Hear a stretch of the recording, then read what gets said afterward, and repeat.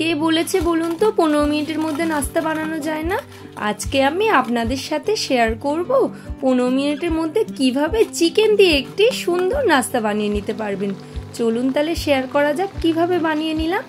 Hi everyone, I am Chef Ria. Welcome back my Facebook page Kaji Ria and my YouTube channel Ria's Cooking City.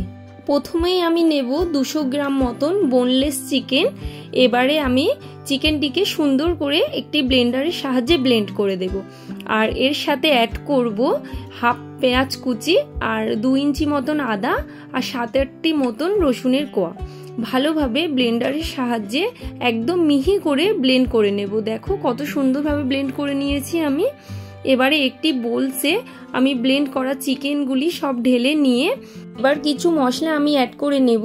প্রথমে দেব half চামচ মরিচ গুঁড়ো, তারপর half চামচ জিরে গুঁড়ো, ধনিয়া গুঁড়ো হাফ চামচ, তারপর দেব গুঁড়ো লঙ্কা অল্প করেই দেব, তারপর এখানে দিয়ে দেব গরম মশলা গুঁড়ো আর স্বাদ মতো দেব লবণ।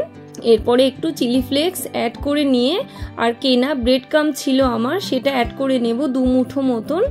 তারপর এখানে একটু বাটার এবং 2 চামচ মতন আমি এখানে ফ্রেশ ক্রিম অ্যাড করে নেব আমুলের। এবার চিকেনটি ভালোভাবে মশলাগুলির সাথে হাতের সাহায্যে মেখে নেব। আমি এখানে ব্রেড ক্রাম্বটা কেনা ব্যবহার করেছি, চাইলে তোমরা এখানে কেনা পাউরুটি গুঁড়ো করেও নিতে পারো। ভালোভাবে এবারে হাতের সাহায্যে মেখে নিয়ে আমি এখানে একটু পেঁয়াজ কুচি ব্যবহার করব। তোমরা চাইলে এখানে কাঁচা জালও ব্যবহার করতে পারো। আমি এখানে কাঁচা জাল ব্যবহার করিনি, কারণ আমার বাড়িতে 2টো পুষি ক্যাট আছে, তৈরির পরেই খাওয়ার জন্য ঝাঁপিয়ে পড়বে, তার জন্য আমি ব্যবহার করিনি। তোমরা চাইলে কাঁচা ঝাল এখানে অবশ্যই ব্যবহার করতে পারো। আর এই পুষি ক্যাট মানে হচ্ছে আমার ছেলে আর মেয়ে, তাদের কথাই বলছি। এবার একটি বড় বাটিতে ওই কেনা ব্রেড ক্রাম্ব আমি কিছুটা ঢেলে নিলাম আর একটা বাটিতে এখানে 2টো ডিম ভেঙে নিয়েছি। তারপরে দেখো আর একটা ছোট্ট বাটিতে আমি এখানে একটু বাটারও নিয়ে নিয়েছি। এবার ডিমটিকে ভালোভাবে ফেটে নেব। এরপর মেখে রাখা চিকেনটি আমি ছোট্ট ছোট্ট গোল গোল আকার দিয়ে নেব আর এর মধ্যে আমি একটু বাটারও অ্যাড করব। বাটারটা অ্যাড করলে কি হয়, খেতে আরও বেশি ক্রিমি আর টেস্টটা আরও বেশি ভালো হয়, বেটার হয়। হাতের সাহায্যে এবার সুন্দর করে গোল করে নেওয়ার পরে আমি এটিকে ভালো করে ডিমের মধ্যে ডুবিয়ে নিয়ে ব্রেড ক্রাম্ব দিয়ে ভালোভাবে জিনিসটি মুড়িয়ে নেব। এবার একে একে আমি প্রত্যেকটি এইভাবে সুন্দর করে গোল গোল করে নেব। আর সাইজ তোমরা ছোট বড় যেমন খুশি করতে পারো, এতে কোনো অসুবিধা নেই। আমি কিছুটা বড় সাইজ করেছিলাম আর কিছুটা ছোট সাইজও করে নিয়েছিলাম। দেখো প্রত্যেকটি আমি আকার দিয়ে সুন্দর করে আমার সবকটি কমপ্লিট হয়ে গেছে। এবার আমি একটি কড়াইতে সাদা তেল দিয়ে নেব আর আঁচটি একটু হাইতে রেখে আমি তেলটি গরম করে নেব। তারপর তেলটা গরম হয়ে গেলে আঁচটি মিডিয়াম টু লোতে রেখে আমি চিকেন পপসগুলি আস্তে আস্তে তেলের মধ্যে দিয়ে নেব। হ্যাঁ, এটা মাথায় রাখতে হবে, উনুনের আঁচটি একদম মিডিয়াম টু লোতে রেখে ভাজার। খুব বেশি তাড়াহুড়ো করলে কি হবে, বাইরেটা পুড়ে যাবে আর ভেতরটা কাঁচা থেকেই যাবে। ওই জন্যে উনুনের আঁচটি হাইতে না রেখে মিডিয়াম টু লোতে রেখে সময় নিয়ে সুন্দর করে ভাজলে জিনিসটি অনেক ভালো হবে।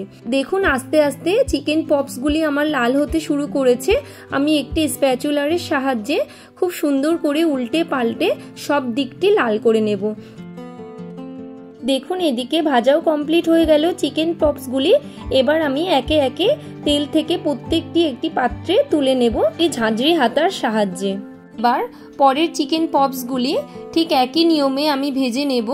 একদম উনুনের আঁচটি মিডিয়াম টু লোতে রেখে সুন্দর করে একে একে টাইম নিয়ে ভেজে নিয়েছি। এবারে এগুলোও ঠিক একটি ঝাঁঝরি হাতার সাহায্যে আমি ওই পাত্রটায় তুলে নেব। দেখুন কত মুচমুচে আর কত সুন্দর আমার চিকেন পপসগুলি রেডি করেছি। আর আওয়াজটি শুনেও বুঝতে পাচ্ছেন কত মুচমুচে হয়েছে, একদম দোকানের থেকে কম কিছু না। আর যদি আপনারা দোকানের মতন এই মুচমুচে চিকেন পপস বাড়িতে ট্রাই করতে চান, অবশ্যই আমার এই রেসিপিটা ফলো করবেন। ভিডিওটি যদি ফেসবুক থেকে দেখে থাকেন পেজটিকে ফলো করে দেবেন, আর ইউটিউব থেকে দেখে থাকলে সাবস্ক্রাইব করে আমার পাশে থাকবেন। আর আমার এই রান্নার ভিডিওগুলি যদি দেখে আপনাদের ভালো লাগে অবশ্যই লাইক, কমেন্ট অ্যান্ড শেয়ারের মাধ্যমে আমাকে জানাবেন। সবাই ভালো থাকবেন, সুস্থ থাকবেন। অবশ্যই নেক্সট ভিডিওতে দেখা হচ্ছে। আল্লাহ হাফেজ।